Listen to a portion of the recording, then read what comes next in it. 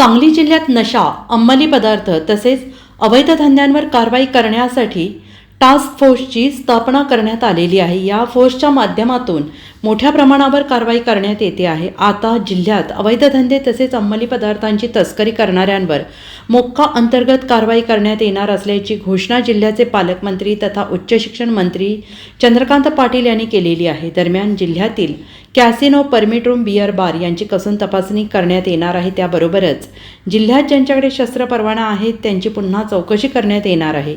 ज्यांना पुन्हा शस्त्र परवान्याची गरज नाही अशांचे परवाने रद्द करण्यात येणार असल्याची माहिती त्यांनी यावेळी दिली आहे।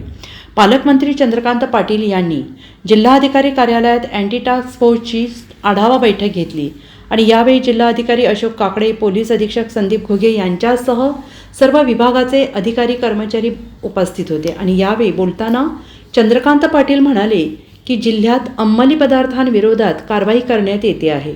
प्रबोधन आणि धाक त्यातला एवढा बसला आहे की दर आठवड्याला धाडी पडत आहेत। त्यांचं जीवन मुश्किल करून टाकलं आहे। नुसत्या धाडीच नाही तर मोक्काच्या दिशेनं आम्ही वाटचाल करत आहोत। जिल्हा अधिकारी, पोलीस अधीक्षकांनी शस्त्र परवाना ज्यांना दिला आहे त्यांची चौकशी सुरू आहे। ज्यांना गरजेचं नाही त्यांचे परवाने काढून घेणार असल्याचं त्यांनी यावेळी सांगितलं आहे। अनधिकृत सुरू असणारे धंदे, यात कॅसिनो, अनधिकृत कृत्ये सुरू असणारे हॉटेल, धाबे, दारूची दुकाने या सगळ्यांची कसून चौकशी आणि तपासणी करण्यात येणार आहे। ज्या ठिकाणी अवैधरित्या दारू विक्री सुरू असेल त्याचे परवाने आम्ही रद्द करू। बियर बार याची तपासणी केली जाणार आहे। अँटी क्राईम फोर्स ॲक्टिव्ह काम सुरू आहे। प्रत्येक घटनेचा मागोवा घेऊन निष्कर्ष काढणे, त्यातच नात्यामधील गुन्हेगारी यावर धाक निर्माण करण्याचा आमचा प्रयत्न असेल असंही ते म्हणाले आहेत। इकडे नेहमीप्रमाणे अँटी ड्रग्सची मीटिंग झाली। जवळजवळ मी हा दावा करू शकतो की आम्ही जे 2 प्रयत्न चालवले, प्रबोधन आणि धाक, त्यातला धाक इतका बसला की दर आठवड्याला धाडी पडतात। शेवटी धंदा माणूस तेव्हाच करतो की जेव्हा प्रॉफिटमध्ये चालतो। त्यांचं जीवन मुश्किल करून टाकलं आहे आम्ही आणि तो नुसते अटक होत नाही, नुसता धाड पडत नाही, अटक होते आणि मकोकाच्या दिशेने आम्ही सगळ्यांची वाटचाल करतो। प्रबोधनामध्ये खूप गोष्टी चालल्या आहेत। एक स्पर्धा झाली आहे 3 मिनिटाच्या शॉर्ट फिल्मची, त्यात खूप चांगल्या फिल्म झाल्या आहेत। एक जिंगल डेव्हलप झाली आहे चांगली। 31 मार्चपर्यंत मुदत आहे। अख्खा एप्रिल आम्ही स्क्रुटिनीला देणार आणि 1 मेला एक मोठा कार्यक्रम करू की ज्यांनी ड्रग्ज विरोधी प्रचंड साहित्य निर्माण केलं, गाणं निर्माण केलं, शॉर्ट फिल्म निर्माण केली, पथनाट्य निर्माण केलं, पोवाडा निर्माण केला। 1 मेला मोठा कार्यक्रम करू। या व्यतिरिक्त सगळे बंद कारखाने चेक झाले।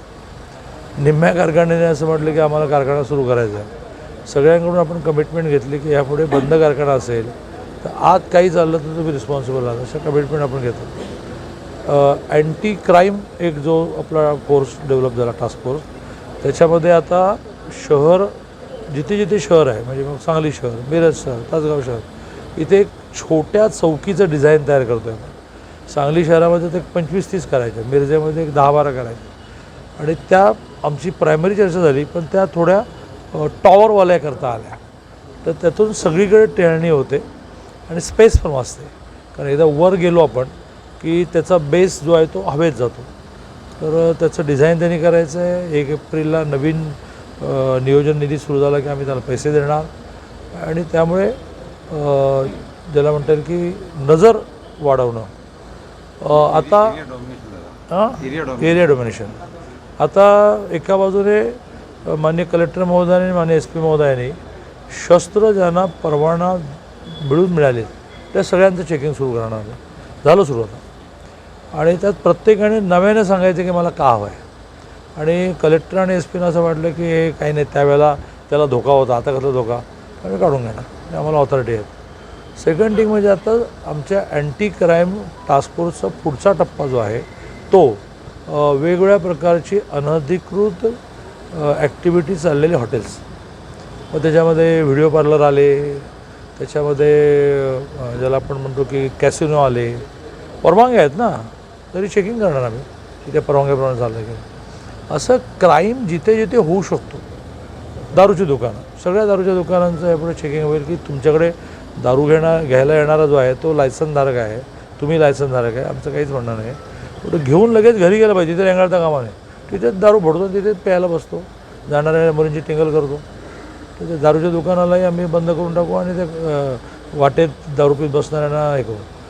Bureau report SBN Marathi, Sangli.